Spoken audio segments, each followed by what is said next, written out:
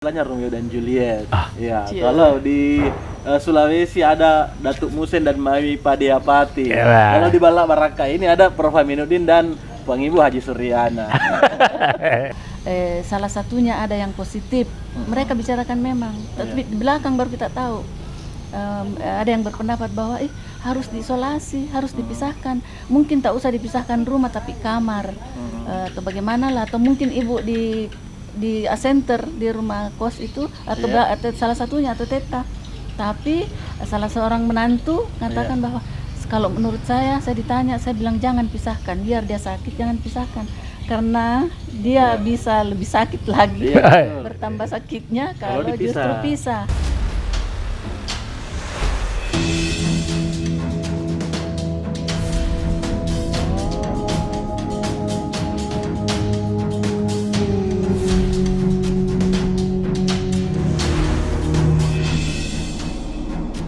Bismillahirrahmanirrahim. Assalamualaikum warahmatullahi wabarakatuh. Waalaikumsalam warahmatullahi wabarakatuh. Ya, kita berjumpa lagi di channel YouTube Profesor Aminuddin Saleh.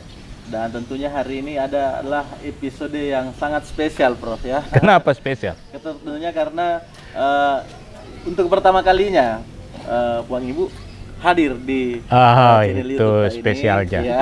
Dan yang kedua spesialnya adalah bahwa hari ini adalah hari anniversary pernikahan tak yang ke 44. Alhamdulillah. Empat. Apa sulap lagi, Prof? Iya. Ya. Kalau di Eropa banyak kisah yang terkenal itu, Prof, ada istilahnya Romeo dan Juliet. Ya. Kalau di Sulawesi ada Datuk Musen dan Mami Padiapati. Kalau di Balak Baraka ini ada Prof Aminuddin dan Puang Ibu Haji Suryana. Itu romantisme yang sesungguhnya kayaknya itu, Prof ya. Ya, tentunya kita mau bahas, Prof, dan berbagi tips kepada viewers kita. Iya. Sebenarnya bagaimana hubungan pernikahan itu biar bisa awet, biar anak-anak ini bisa tidak ada yang bengkok, karena tidak bisa dipungkiri, Prof, kita mendidik anak-anak boleh dikategorikan bahwa berhasil. Tapi sebelum kita seterusnya. Sebelum kita membahas jauh ke situ, kita mungkin flashback dulu, Prof. Awal pertemuan tak ini. Romantis betul itu. Mungkin ibu yang cerita. Mau dimulai dari mana? Dari kita atau dari ibu dulu lah. Awal pertemuannya sebenarnya bagaimana kak dulu waktu tak bagi awal bertemu? Ya, kita. Saya dulu. Boleh lah. Bukan awal bertemu kalau saya, awal jumpa. Ya, awal jumpa. Kalau bertemu artinya bertemu yang untuk sama-sama ya, tapi tidak. Kalau awal berjumpa itu saya pertama lihat beliau itu pada saat saya kuliah di APP, Akademi Pimpinan Perusahaan. Iya, itu dulu di Jalan Jalan Jampea ya. Jalan Jampea. Kebetulan saya di situ habis ikut tes di Unhas. Tahun pertama itu tidak berhasil masuk. Saya mau masuk Fakultas Peternakan tapi tidak berhasil. Maka untuk tidak membeku saya punya otak, ayah saya bilang, bapak bilang, lebih baik ikut saja kuliah di salah satu perguruan tinggi yang keluarga punya. Di APP itu. Di situ persis ada mata kuliah namanya pengantar ilmu hukum. Waktu itu. Jadi Prof yang Prof yang mata kuliahnya. Yang ngajar. Situ. Terus ditanya waktu mau pulang, mau kemana? Di mana tinggal? Terus saya bilang saya di Jalan Kakotua 2. Di mana? Saya bilang di rumahnya Pak Yusuf Saleh. Terus dia bilang, oh tetangga. Iya tetangga, tidak jauh dari situ. Tidak jauh dari situ, tidak berjauhan. Ya begitulah berlangsung begitu. Terus dari hari ke hari kuliah. Terus di dalam kuliah itu sering beri pertanyaan. Tidak tahu apa kalau ada pertanyaan. Saya yang jawab. Saya tidak tahu apa. Terus saya yang jawab. Mungkin di situ juga begitu berlangsung beberapa semester. Mungkin, Prof, kenapa langsung ada dispesialkan terus dikasih pertanyaan, atau ada memang sesuatu yang lain atau bagaimana? Tentu ada sesuatu yang menarik, tapi saya sudah lupa ya, karena itu sudah 40 tahun lebih. 45 barangkali. Ya, jadi Ya artinya tentu ada khusus karena dosen itu kan bertanya itu bukan hanya menguji kecerdasan, tetapi barangkali mau mendengar suara atau apa sehingga ya bertanya dan dia jawab seperti itulah artinya. Bagaimana hubungan antara dosen dan mahasiswa ya? Berarti itu histori pertama kali bertemu. Iya itu. Dan berlanjut kan setiap minggu saya kasih kuliah seperti itu. Dan kemudian bagaimana sehingga langsung diputuskan untuk menikah, Prof? Panjang ceritanya, kan. Tahun kedua setelah di APP itu, saya kan mau sekali kuliah di Universitas Hasanuddin. Jadi tahun berikutnya saya mendaftar lagi masuk Unhas, tapi bukan lagi Fakultas Peternakan. Saya ambil Fakultas Hukum. Saya tidak tahu kenapa pilih Fakultas Hukum. Dulu saya sering cerita sama Bapak bahwa saya suka lihat itu seorang jaksa itu pakai pangkat-pangkat. Pakai. Itu yang mungkin itu yang memotivasi saya, tapi saya tidak jadi jaksa sekarang justru ya. Di situ masuk kuliah di Fakultas Hukum, disitulah saya ketemu lagi di situ. Mungkin karena ibu ikut saya ya. Ikut saya ke pastinya Prof di Fakultas Hukum karena ada lagi di situ. Berarti memang itu mungkin jalannya yang Iya, itulah jalannya begitu. Saya masuk di situ sama sekali. Berarti terus sampai menuju ke pernikahannya, memutuskan untuk menikah setelah beberapa tahun kemudian? Oh tidak, 3 bulan saja. Oh 3 bulan. Kami kenal ibu sampai kawin itu cuma proses 3 bulan saja. Jadi, kalau tahun pertama di Fakultas Hukum itu saya kuliah normal bagus sekali. Semester 1, semester 2. Semester 3 itu baru, jadi saya menikah itu semester 3. Semester 3 di tahun 1977. Jadi proses kenal itu yang saya ingat, ini maklum sudah lama ya. Saya ingat itu bapak saya itu sama ibu masih keduanya masih hidup itu waktu. Dia tanya saya itu, kamu itu terlalu banyak temanmu itu, tentukan satu orang kau supaya kamu serius, masa ini macam-macam lah temannya orang barat lah, orang apalah, saya berteman ya. Terus saya sadar, oh iya barangkali ini orang tua kasihan karena sudah tua. Mau juga mau melihat anaknya menikah, mau lihat. Jadi saya mulai situ dan barangkali di situlah saya mulai lirik ibu. Kebetulan ada keponakan saya itu, Arifuddin itu seangkatan. Terus ada juga kakak senior saya seangkatan Prof itu namanya Kak Wardia. Kak Wardia itu kemanakan dari Om yang saya tinggal di rumahnya. Jadi berarti ada saling koneksi. Nggak tahu karena sahabat dengan Kak Wardia. Iya, kami sama-sama asisten ya. Itu waktu sama-sama asisten. Kemudian satu ketika itu bapak bilang, siapa temanmu yang serius bawa ke sini? Jadi itu waktu juga bukan saya langsung yang jemput ibu. Saya minta itu ponakan saya. Saya bilang tolong jemput itu bawa ke Jalan Kakatua 2. Dibawa lah itu ibu ke sana ya, cerita-cerita sama bapak. Dosenku ceritanya. Iya. Jadi pasti kita sampai ditanya sana itu, saya heran itu saya punya bapak, langsung dia wawancarai. Langsung dia wawancara. Saya tidak, padahal saya tidak bertahan. Tidak ada rencana ke situ. Iya, tidak ada bilang apa saya mau bilang, langsung bilang, sini kau duduk. Dipanggil ibu duduk. Kalau orang nikah itu di kampungmu pakai bahasa apa? Iya, jadi saya dia bertanya begini. Kenapa langsung bahas pernikahan?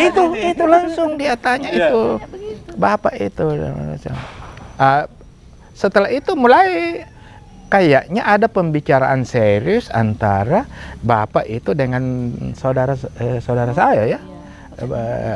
Bagaimana itu, bahkan sampai itu bapak menentukan waktu. Langsung ditentukan. Langsung ini nanti adekmu kalau kamu ambil. Saya tidak ada itu. Ini sudah pulang. Langsung dia cerita sama Prof Kaimudin itu. Nanti ini kalau rancang saja tanggal 3 Desember ya.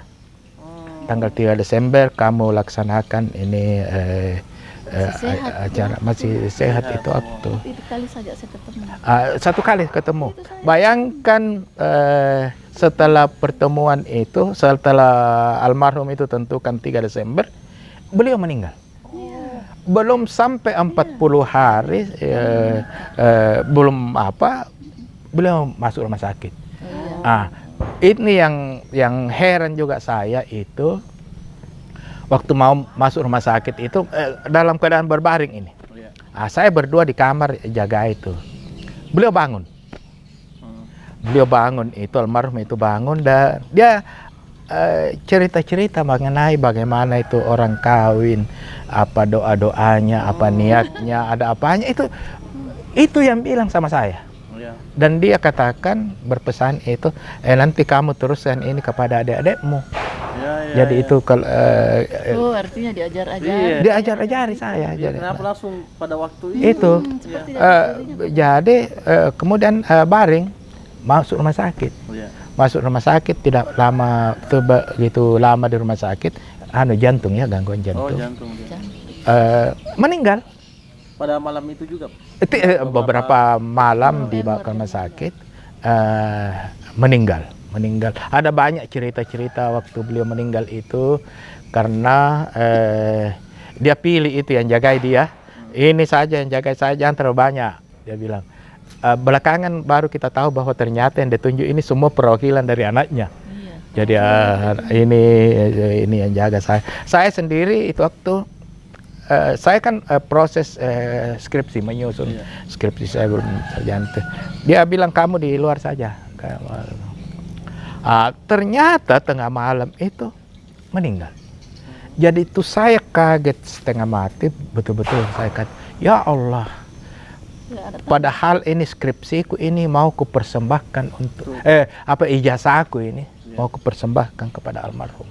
Karena itu saya pikir hadiah besar buat saya sarjana, ini ijazahku. Meninggal sebelum saya sarjana, meninggal sebelum saya kawin. Tapi sudah menentukan tanggal 3 luar biasa.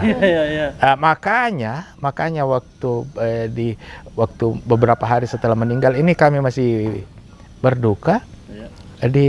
Bagaimana ini pelaksanaan perkawinan ini ada ini.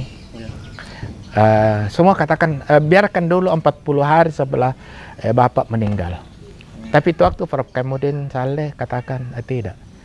Laksanakan sesuai dengan amanah. Karena ini amanah yang terakhir yang beliau titip khusus untuk adik. Jadi kira-kira 20 hari lebih dilaksanakan dan dengan catatan ya tak usah terlalu ramai. Kecuali kalau di rumahnya di Bulukumba mau ramai, ya. Tapi kita di sini kita bikin sederhana saja karena kita belum 40 hari setelah cara meninggal. Seperti itulah. Jadi dilaksanakan lah. Itulah yang terjadi 44 tahun 3 Desember ya, tahun berapa itu? 1977. Ternyata berat sekali cobaan tak menuju berat sekali. Pernikahan. Berat sekali. Menikah tanpa kehadiran Bapak. Kalau tantangan pernikahan kita sebelum pernikahan ada juga konflik-konflik antara kita sama Prof atau yang enggak? Itu waktu kena musibah ya, waktu Teta meninggal itu sempat keluarga juga kumpul-kumpul karena siap segala kemungkinan, karena ada paham dulu itu bahwa kalau sudah dicerita orang begitu apa semua biasanya apolongan dia sebenarnya. Biasa, bahkan ada yang biasa batal. Tetapi kita pasrah saja kepada Allah dan rupanya komunikasi dengan dari pihak beliau lancar saja dan seperti kita turut berduka, kami keluarga sempat berkunjung ke rumah duka, akhirnya berlangsung pernikahan. Itu saja.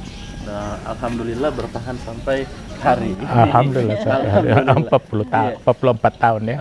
Yang sangat disaluti ini Prof, orang lain juga pastinya tahu dan biasa juga katakan bahwa itu Prof Aminuddin biar kemana selalu bawa istri. Beda sama yang lain. Ya ada orang lain biasa kemana-mana, kita simpan istri di rumahnya, dia ke Jakarta, ke luar negeri. Ini kita beda, Prof, saya lihat. Kemanapun kita pasti ada istri. Kemanapun iya, ibu pasti ada kita. Bisa mungkin dijelaskan itu, Pak? Mungkin karena saya terlalu banyak ketergantungan. Tidak sedap itu kopi kalau bukan ibu yang bikin. Makanan apapun juga yang disajikan tidak sedap itu lain ya, lain itu sama-sama perlu ceklah, sama-sama perlu marah, sama-sama rendang, tapi lain kalau ibu. Jadi jadi dan bahkan tidak terlalu tahu selera saya ya. Anak saya bilang, duduk saja di situ, nanti saya ambilkan makanan. Aduh, ini kamu ambilkan saya makanan dengan mengukur dirimu begitu banyak ya, padahal kalau ibu dia tahu, porsinya makanan apa dia suka itu. Jadi kalau saya mau terima beres semua, bangun, aduh mana kos kakiku ini, saya tidak tahu mencari di mana ini. Nah, itulah jadi ketergantungan. Saya tidak tahu ibu, kalau ibu apakah juga begitu. Ya mungkin kita dengar juga pendapatnya. Mungkin terbiasa begitu, jadi berlangsung lama. Jadi begitu juga, jadi saling bagaimana ya? Iya, kayak karena ada yang hilang kalau ada yang pergi sendiri. Kalau misalnya bapak pergi, terus saya kebetulan tidak pergi, itu kalau malam saya bayangkan sudah minum kira-kira obatnya apa yang segala. Tapi pernah kejadian begitu? Pernah. Dan anak-anak tahu itu. Jadi anak-anak tahu itu, bahkan menantu saya itu tahu. Jangan pisahkan itu, ibu. Ini kalau misal apa itu kejadian? Ini yang lalu waktu pandemi COVID, saya kan pernah kurang sehat. Terus mungkin baku tulari, teta juga sakit, ada batuk. Terus saya kayaknya mulai flu. Terus mereka semua, bagaimana ibu kalau pergi di apa? Di isolasi. Tes apa kalau dia di swab, iya. Jadi mereka semua berembuk untuk dibawa saya pergi swab. Dia bilang bagaimana misalnya kalau salah satunya ada yang positif, mereka bicarakan memang. Tapi di belakang baru kita tahu. Ada yang berpendapat bahwa harus diisolasi, harus dipisahkan. Mungkin tak usah dipisahkan rumah tapi kamar atau bagaimana lah. Atau mungkin ibu di center di rumah kos itu atau salah satunya atau teta. Tapi salah seorang menantu mengatakan bahwa kalau menurut saya ditanya, saya bilang jangan pisahkan, biar dia sakit jangan pisahkan, karena dia bisa lebih sakit lagi, bertambah sakitnya kalau justru pisah. Jadi saya tahu keputusannya itu hari akhirnya tidak ada yang swab dan tidak dipisah. Mereka semua saja supply vitamin, antivirus, semuanya. Kebaikan gizi, karena bisa jadi di situ kalau kita dipisahkan drop. Itu pemikiran mereka. Itu pemikiran anak-anak. Kalau malam tidak bisa memang sering yang saya gelisahkan itu kalau tidak sama-sama. Bapak penderita apa namanya itu yang gula rendah. Apa istilahnya kedokteran itu? Glikemi. Hiperglikemi. Terus jadi biasa tiba-tiba itu kalau malam biasa tiba-tiba dingin kakinya, tidak enak perasaannya, pokoknya tidak enak. Nah itu kalau sendiri bagaimana? Nah itu langsung dikasih minum air gula. Itu obatnya kalau atau gula-gula dia minum. Nah bagaimana kok dia pergi tidak ada temannya? Betul. Kalau di rumah walaupun saya ada di rumah itu memang siap, di situ ada susu kaleng, ada bir brand, ada coklat, ada Silver Queen jadi dekat tempat tidur. Jadi walaupun kalau tidak enak perasaannya, walaupun saya tertidur dia tidak bangunkan lagi, diambil sendiri. Makan. Sekarang gitu. Keluarga. Jadi saya siapkan saja di situ. Betul. Anak-anak tahu itu kami punya. Jadi dia sudah hafal betul ini. Dan ini menantu, ini saya pergi tiba-tiba menantu titip sama suaminya, bawakan ini Silver Queen. Dia sudah tahu. Kenapa? Biasa tiba-tiba itu tidak enak perasaannya, kasih turun gulanya, cepat-cepat kasih. Jadi itu anak-anak tahu. Dia hafal itu bahwa kalau datang itu mungkin rasa lapar karena saya tidak doyan makan. Tidak doyan Jadi makan. cepat-cepat kasih Silver Queen. Nah, Iya, dia biasa. suka itu dan dia itu cepat pulih itu. Nah, seperti anak-anak justru tahu. Perlu ditahu, iya, betul betul. Iya, tapi bagaimana, kan otomatis kita punya kesibukan berbeda. Oh iya. Bagaimana bisa langsung bisa atur waktu, satukan waktu untuk bersama-sama terus untuk menjalani aktivitas? Kami diuntungkan keadaan ya. Oh, iya. Itu alhamdulillah ya. Jadi waktu saya di Kopertis itu pekerjaan paling sibuk ya. Iya, Bayangkan kalau di rumah itu dalam seminggu itu 2 hari saja hadir atau seperti saya. Jadi saya kemana-mana ke wilayah satu Sulawesi ya. Dengan 400, kurang lebih 400 perguruan tinggi swasta. Iya, iya. Saya selalu pergi. Ibu kan dosen PTS, dosen di Satria, dosen di Unibos. Iya. 45 dulu. Kalau ibu minta izin, saya mau permisi, mau kemana? Mau temani Pak Koordinator. Itu namanya diuntungkan oleh keadaan. Otomatis pasti diisikan. Jadi disingkat mau temani Pak Koordinator dulu. Ada kunjungan dinas, ya pergi saja. Berat itu pimpinan PTS kalau saya seperti itu. Itu contoh saja ya. Satu contoh. Diuntungkan Kenapa kita oleh keadaan. diuntungkan oleh keadaan. Iya, itu karena niatnya bagus barangkali ya. Jadi, Iya. Saya juga. Berikutnya Prof, kan otomatis walaupun bagaimana rumah tangga itu pasti ada cobaan. Ya. Di tahun keberapa ada cobaan paling berat di rumah tangga tak? Ada yang masih diingat? rasanya tidak ada. Oh, tidak ada Alhamdulillah. yang terlalu berat. Alhamdulillah jalan semuanya baik karena saya itu selalu ingat pesan orang tua saya. Ini yang penting ini Prof, Iya. bagi pesan orang tua. Kasih sayang. Itu Sayang, kasih sayang itu. Saya itu rasanya mau bikin podcast khusus itu apa yang dimaksud dengan kasih sayang. Tapi itu yang dipesankan oleh bapak saya. Kasihi, sayangi keluargamu. Keluarga itu kan istri, anak, menantu, cucu. Itu pesan yang, dan kebetulan sama itu antara bapak saya dan ibu saya berpesan seperti itu.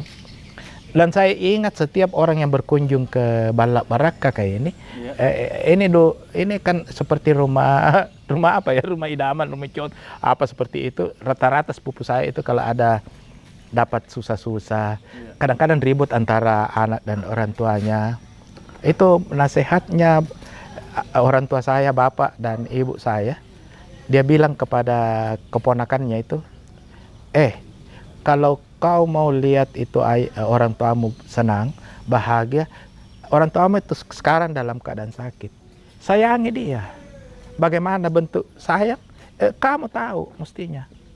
Jadi itu, kalau ibu saya tidak tahu bagaimana, tapi itu pesan dari orang tua sayang. Jadi itu saya pegang. Sampai sekarang saya ajari kepada anak saya, kepada yang laki-laki kepada istrinya, yang perempuan kepada suaminya. Tanamkan kasih sayang di rumah, di keluarga. Itu sangat penting. Saya tidak tahu ibu bagaimana. Iya, saya rasa orang tua semua memberikan nasihat kepada anaknya yang terutama yang sudah berkeluarga ya, saling pelihara, pengertian, saling mengerti. Tapi itu kuncinya kasih sayang, selalu memang kasih sayang itu. Oh, di situ kuncinya. Iya, ibu saya, bapak saya itu luar biasa. Dulu karena saya di Bulukumba, ya, merantau ke Makassar sekolah. Itu kalau mama kirim semua mulai dari A sampai Z itu kebutuhan hari-hari. Semuanya dia bilang saya tidak mau perasaan makan kalau saya tidak kirim ke anakku. Jadi saya juga kalau saya terima itu kiriman, terus saya belum kasih kabar ke sana, belum mau rasanya turun itu makanan seperti apa ya? Iya betul. Saya mengerti bahwa ayah orang tua saya itu kasih sayang luar biasa. Jadi orang tua memang itu menerapkan. Saya itu buktikan kasih sayang ya. Saya selalu bilang kepada ibu, kepada anak-anak saya, kepada ipar-ipar saya, Itu kalau saya waktu sejak kawin ya, sejak kawin itu saya bilang saya itu sangat beruntung karena dimanja oleh mertua. Mertua aku itu manja sekali kan saya. Jadi kalau saya datang itu tempat tidurnya itu, bayangkan itu tempat tidur pribadinya itu untuk saya. Jadi beliau itu keluar dari, diambil itu kamar yang lain, kasihan saya di situ. Karena saya begitu datang langsung tidur di situ, entah apa pokoknya. Kemudian mungkin karena saya menantu pertama ya, saya tidak tahu. Ya, semuanya saya. Itu kadang-kadang kalau duduk bersama dengan adik-adik saya, ipar-ipar saya ya, saya itu kadang-kadang risih sendiri kalau dia bilang, mau makan, tunggu dulu dan tato, anu dulu. Selalu saya, apa nanti ini ipar-iparku bilang kalau semua, tapi saya lihat iparku juga beton gitu, artinya dia terima itu bagaimana orang mertua saya memperlakukan. Jadi saya sangat istimewa. Belum pernah, saya lah manusia yang dari dulu itu kadang-kadang terlambat bangun salat subuh karena bukan kesehatan, kalau kena batuk biasa. Jadi biasa berlama-lama di tempat tidur. Beliau itu orang alim. Jam 5, setengah 5 itu bangun semua. Saya masih di tempat tidur. Bangun jam 6 masih saya di tempat tidur. Tidak pernah satu kali pun saya tersindir. Kenapa mau itu tidur? Tidak pernah itu, tidak pernah kurasakan ada suara-suara ribut di luar. Bahkan yang saya dengar, jangan kau ribut semua itu, Daino masih tidur. Jadi saya bilang sama anak-anak saya itu beruntung karena mertua saya itu sangat menyayangi saya, sangat mengasihi saya. Beliau tidak pesan kasih sayang, tetapi beliau tunjukkan nyata. Makanan saya dulu, saya dulu, sampai turun kepada cucunya. Setiap makanannya orang Makassar bilang bolik-bolik, nah untuk Doni, untuk Dini, untuk cucu pertama, anakku semua. Jadi saya bilang alhamdulillah kita satu keberuntungan ya. Satu itu merasa beruntung, tetapi belakangan ini saya pelajari ternyata beliau semua itu berpegang kepada kasih sayang, dan itulah yang kami pegang berdua sampai sekarang. Tidak ada konflik yang berlarut-larut di rumah tangga, tak karena itu pegangannya adalah kasih sayang. Alhamdulillah. Artinya tentu sekali-sekali kita manusia kadang-kadang ada dongkol, ada marah atau apa, kadang-kadang juga ada. Tetapi kami tidak biarkan berlama-lama, janganlah. Betul. Cepat terutama ibu. Tapi siapa yang biasa mengalah? Tidak ada yang mengalah, tetapi ibu yang kita kan laki-laki kadang-kadang gengsi. Tapi kalau ibu sudahlah, jadi kadang juga langsung dulu. Saya itu bilang sama anak-anak saya, sebetulnya itu dia kan kadang-kadang dia puji, teteh tuh tahu baik hati. Hatiku di dalam, sebetulnya yang baik hati itu ibumu. Saya itu tidak terlalu baik hati, aja yang baik hati itu ibu. Iya, betul. Tapi saya lihat Prof, mungkin bisa juga dikasih bocoran. Ini bukan opini saya, opini semua orang. Bagaimana kita mendidik anak-anak Prof sampai bisa sepatu dan seberhasil sampai sekarang? Artinya ini begini, nak. Masya Allah, takut kami bilang anak-anak kan masih opini publik, masih panjang perjalanan. Tetapi kembali kepada kasih sayang. Kasih sayang. Kembali kepada kasih sayang. Terutama kasih sayang anak kepada orang tua. Betul. Kapan kamu sudah kasih sayang kepada kami, berarti kamu akan jaga kelakuanmu. Karena tentu tidak mau orang tuamu sakit. Ya, sayangi dia. Bentuk kesayangan itu bukan dielus-elus, bukan di apa, tetapi perbaiki tingkah laku. Untuk kepada anak. Kepada orang, anak-anak itu bertutur baik kepada. Saya itu dididik kasar. bukan dididik. Lingkungan Lingkungan keluarga kita di Galesong ini kan keras karena kami dekat dari laut. Jadi suara ombak harus suara itu lebih keras dari ombak. Bicara biasa saja, Bicara biasa saja. Tetapi begitu masuk di keluarga ibu yang halus, bicara halus, saya kadang-kadang risih. Aduh, kenapa ini bicara aku terlalu tinggi, terlalu besar? Itu mestinya turun. Jadi ada saling penyesuaian. Saya kontrol. Aduh, tidak boleh saya. Kenapa ini? Padahal tidak ada suara ombak ini. Kenapa mau besar? Padahal ini di tengah kebun cengkeh. Kita ini di tengah kebun cengkeh, di tengah pohon nanas. Kenapa? Tidak ada suara ombak yang besar. Kenapa besar suara? Jadi itu jadi keadaan itu yang mendidik kami. Ini perlu kita bagi mungkin karena kenapa? Kita bisa lihat kehidupan sekarang banyak yang gagal mendidik anak-anaknya, contohnya ada terdampak dari pergaulan. Sementara bagaimana kita taktisi gitu sebelumnya waktu kita didik anak-anak dari pergaulan bebas. Sebetulnya begini,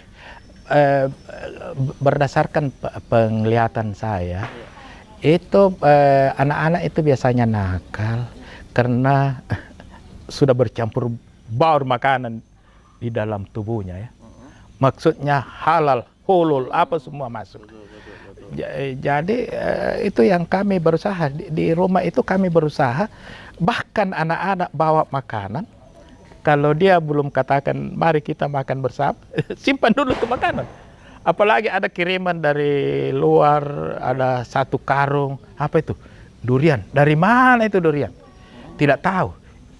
Tidak akan dibuka itu barang durian itu kalau belum ada yang mengaku. Tempo hari itu dapat kiriman kue.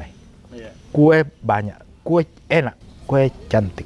Makan buka puasa. Iya, untuk buka puasa. Kami sampai di rumah itu biasakan. Anak-anak juga sudah tahu, tidak akan dibuka itu. Kenapa itu? Ya karena tidak tahu. Siapa yang kirim? Kenapa itu kue tidak disentuh-sentuh itu di meja? Saya bilang ya itu kiriman tidak tahu dari mana Mbak. Saya tanya dia tidak tahu, tidak ditanya. Nanti saya lempar di Facebook. Waduh ini ada kiriman kue. Mohon, ini sayang ini kue tidak dimakan karena tidak diketahui siapa pengirimnya. Terus datang telepon, saya Prof, anak ideologis sih, bukan anak biologis ini. Saya Prof, kan tetangga kirimkan dulu ayahanda kue. Aduh, alhamdulillah baru dibuka itu kue baru kita makan, hampir basi. Seperti itu. Jadi kami pilih sekali itu yang dimakan itu. Saya dengar ya, anak-anak yang banyak makan haram itu apa? Itu otaknya buntu katanya. Rezekinya tidak lancar, susah. Jadi jangan. Berarti memang ini kuncinya keberhasilan dari seorang anak adalah orang tua. Orang tua. Mulai dari rumah berarti. Dari rumah. Jadi kasih sayang mulai dari rumah. Bahkan yang halal saja, katakanlah gaji, itu kan halal untuk kita. Ada haknya orang lain di situ. Itu kadang-kadang orang hilaf ya, sehingga itu terpakan karena dia pikir itu kami sepakat itu pisahkan memang jangan dulu. Luar biasa sekali, Prof. Ya, langsung lanjut tadi apa mau ditambahkan? Yang saya alami juga selama ini, kita orang tua perlu kasih teladan kepada anak-anak. Teladan, itu yang penting sekali ya, teladan. Teladan kepada anak-anak. Seperti misalnya, dan itu juga sekarang saya kasih tahu anak-anak yang jangan bertengkar di muka anak-anak. Jangan bertengkar. Orang tua tidak boleh bertengkar di depan. Jangan sampai anak-anak lihat kita. Ini kan semua orang tua pasti bertengkar. Tetapi jaga-jaga itu jangan nanti anakmu lihat. Sebenarnya dalam mendidik anak kita harus banyak juga bertanya kepada orang-orang yang kita nilai keluarganya berhasil. Jadi saya waktu menanjak remaja, saya punya anak empat itu, 1 laki-laki 3 perempuan. Saya banyak bertanya kepada orang-orang yang saya nilai berhasil mendidik anak. Terus semua apa yang dia katakan itu saya perhatikan, yang cocok saya terapkan di keluarga, saya terapkan, yang tidak atau saya tidak bisa lakukan saya hindari, tetapi semuanya saya rembukkan dulu berdua. Semuanya saya punya komitmen sama di dalam menghadapi anak-anak. Tidak boleh kalau misalnya Bapak Kita bilang, kompak. jangan. Kompak. Saya Pokoknya bilang, kita "Jangan kompak Bapak dalam ulang." mendidik Tidak. anak. Apa yang dikatakan ibu itu juga. bapak. Apa yang dikatakan bapak, ibu ikut. Jadi Iya, sekarang anak-anak betul. saya juga mendidik anaknya, saya berikan contoh-contoh yang begitu. Iya. Entah dia mau turuti atau tidak, saya memang suruh memilih. Karena kamu sudah punya anak juga, Iya. terapkan kalau kau suka. Iya. Kalau tidak, Anak-anak bebas, anak-anak bebas memilih mana yang bagus dia lihat. Ini kan anak-anak sudah kawin semua. Iya. Jadi boleh melihat apa yang bagus di rumahnya mertuanya, ambil. Apa yang bagus di rumahnya orang tuanya, ambil. Apa yang kau nilai kurang bagus, jangan diambil. Ambil yang bagus. Itu keuntungannya punya budaya orang tua yang berbeda. Dua orang tua budayanya berbeda, ambil yang baik, yang positif. Disatukan akan lebih bagus. Lebih bagus. Yang kau rasa oh ini sudah tidak cocok zamannya, apa tuh, jangan ambil. Ambil yang bagus, yang cocok dengan zaman. Iya. Berarti memang itu tadi. Dua saya keyword yang kupegang ini, Prof, dalam keberhasilan rumah tangga. Yang pertama kasih sayang, yang kedua adalah keteladanan. Ya, keteladanan. Yang terus diberikan kepada anak. Iya. Luar biasa sekali. Ada lagi, Prof, mungkin kita berbagi tips lagi untuk viewers tak, karena tidak bisa dipungkiri viewers tak ini dari grafiknya sudah banyak kalangan umur 30 tahun ke atas, berarti mereka umur sudah menikah semua. Ya. Yang suka nonton ini YouTube tak. Oh begitu. Iya, ada yang baru mungkin berumah tangga juga kayak saya. Mungkin butuh, Prof, wejangan tambahan lagi atau tips tambahan dalam mempertahankan hubungan rumah tangga biar terus harmonis, dan bagaimana cara merawat mendidik anak biar bisa istilahnya tidak salah jalan. Kami juga itu upayakan untuk makan bersama. Oh, makan bersama. Ada lagi tips lain. Makan bersama. Makan Iya, bersama. banyak kayaknya yang memang yang makan sendiri-sendiri, Prof. Saya, Yes. ini pribadiku, biasa ibu bilang, kalau ada kesempatan makan di luar. Iya. Saya bilang, enak saja kamu bicara seperti itu. Mana ada perasaanku mau turun tuh makanan kalau sendiri, Kak. Jadi tidak makanan enak bagaimanapun juga. Kalau saya lapar bagaimanapun juga, kecuali barangkali nanti saya bisa mati kelaparan ini kalau tidak makan bar, makan sendiri. Kadang-kadang di fakultas makan nasi, tetapi itu pun juga nasi dos apa semua biasanya saya bawa pulang makan bersama. Dan kalau makan di luar pasti dia kabar ke rumah. Iya. Sudah makan. Saja. Saya makan saja karena saya makan di rumah, tidak bisa saya hindari ini. Saya masih mengajar sebentar, jadi saya makan di sini. Jadi Makan saya itu ya makan bersama karena di tempat makan itu biasanya ada hal-hal yang bagus untuk kita diskusikan sekeluarga. Ini pesan juga orang tua ini. Karena sambil kita berdiskusi yang baik, sambil makan itu turun itu yang baik-baik itu ke dalam perut kita, mengalir ke darah kita semuanya. Jadi kita upayakan makan bersama, diskusi bersama. Ya, berarti itu. tempat kumpul yang paling enak juga ini pada saat momen makan Oh ya, bersama. memang untuk dalam perjalanan hidup dengan mendidik anak-anak, kami memang sepakat itu dulu setiap jam 7 ketemu di rumah. Jam 7 malam. Oh, ya. Oh, pagi. Itu jam- pagi ya. sarapan. Sarapan. Iya, Jadi kami semua sarapan. sama-sama sarapan. Terus setelah besar-besar, karena kadang-kadang ada yang terlambat pulang dari Iya. tempat kerjanya, Iya. itu tidak bisa lagi kami berkumpul berjamaah kadang-kadang. Iya, tapi mereka kirim kabar. Jadi Walaupun tidak datang, kabarnya ada. kabar ada. Saya terharu Jadi anak-anak itu sama sebelum mereka menikah. saya setiap pergi ya Iya. kirim kabar kepada grup saya sudah take off. Iya. Kami sudah take off. Kami sudah ke Galesong sama-sama ibu. Driver siapa? Kami selalu jadi Wow. Sampai sekarang. sampai sekarang Sampai Berarti kalau kita keluar rumah, Prof, ada kabar. ada begitu kabar. lagi? Mereka tahu kemana. Anak-anak tak keluar, ada kabar begitu Ada juga? kabar. Anak-anak saya sudah terbang ke Balikpapan, ada kabar. Saya sudah tiba di Balikpapan, alhamdulillah selamat. Nah. Ada tugas di Kendari. Saya naik kapal laut ini, aduh berdoa semua. Kalau ada yang sakit, kami ajak, ayo kita berdoa semua untuk keselamatan adekmu atau Luar kakak. biasa sekali. itu ini buat orang lain ini lucu barangkali, tapi itu Ini kalau dipantau itu grup tak seolah-olah ini adalah grup apa ya? Grup pas pampres. Mengarah ke sini, ini mengarah ke sini, mengarah ke sini. Selalu ada Iya, begitu. karena setiap pergerakan kita keluar dari rumah Dilapor. dimonitor. Dimonitor. Dia melapor, kami melapor, semua melapor. Jadi saling tahu itu di mana posisi saudaranya. Dia tahu. Doni di mana, Ciko di mana. Atau iya. Semua lapor. Nah, saya ke warkop keluar. Enggak aja mungkin Prof. Kalau dekat-dekat tidak Ji. Tapi kalau saya Tidak masuk di grup itu. bayangkan itu ibu bilang dia biasa tegur anak-anak itu kalau ada yang melanggar, kan kadang-kadang ada yang melanggar. Iya. Itu bapakmu itu teta itu masuk kamar mandi saja minta izin sama saya. Ya kan biasa kita berteriak di mana Ki anak? Ternyata masuk kamar mandi saja dia bilang saya ke kamar mandi. Berarti memang ini saling mencari mungkin memang terbiasa saja dulu jadi. sejak dulu deh. Iya, jadi seperti yang biasa yang begitu karena Iya. apalagi kalau keluar rumah pasti dia bilang. Bilang karena Saya mau ke sana dulu nah. Tapi bagaimana ini saya mau minta opini, tak pandangan, tak. Ada biasa orang bilang kayak ini ada orang yang rumah tangganya broken, Prof, kayak bermasalah. Ditanya kenapa kok enggak betah di rumah? Bosan Kak sama khusus sama rumah, bosan sama istriku. Bagaimana menurut itu sama orang yang begitu? ada deh itu Sering kita dengar. Sering dengar. Sering juga saya dengar. sering. Tetapi orang tua itu kembali lagi sangat berperan. Orang tua itu kan penjaga keseimbangan.